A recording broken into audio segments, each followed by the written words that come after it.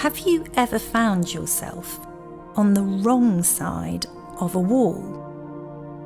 When I was suddenly widowed in 2017, I felt like I was on the wrong side of a wall. In my dreams, I saw myself running along the length of a high brick wall, knowing that my husband was on the other side.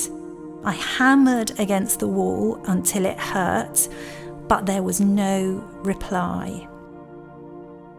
I was desperately trying to find a door, but it seemed that every door was locked, padlocked shut. What do we do when we are faced with the wall of death? Across countries and cultures, people have believed in life after death, but none of us can jump across the wall and come back to describe it.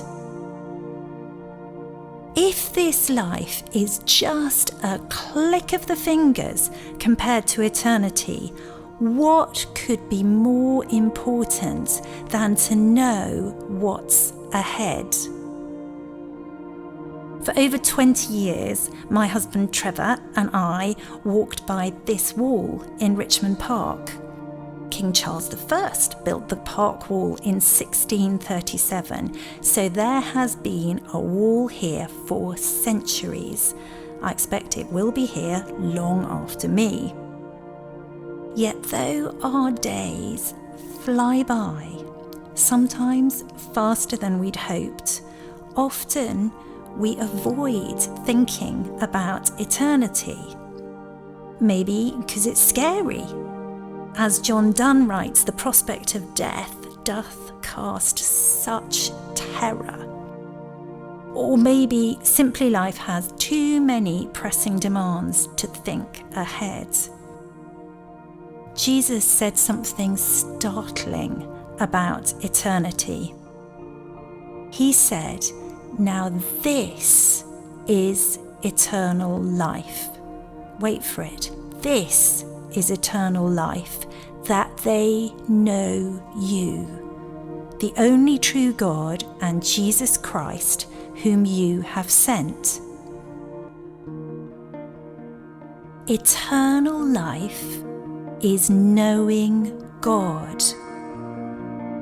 What a relief! Eternal life is not one long church service or angels on clouds or having to play the harp. It is so much better. It's knowing the maker of bright skies and hugs and jokes and friendship and family and everything good. It's knowing the one who loves us so much that he gave himself to win us. It will beat the very best of life here. The Bible promises no eye has seen, no ear has heard, no mind has conceived what God has prepared for those who love him.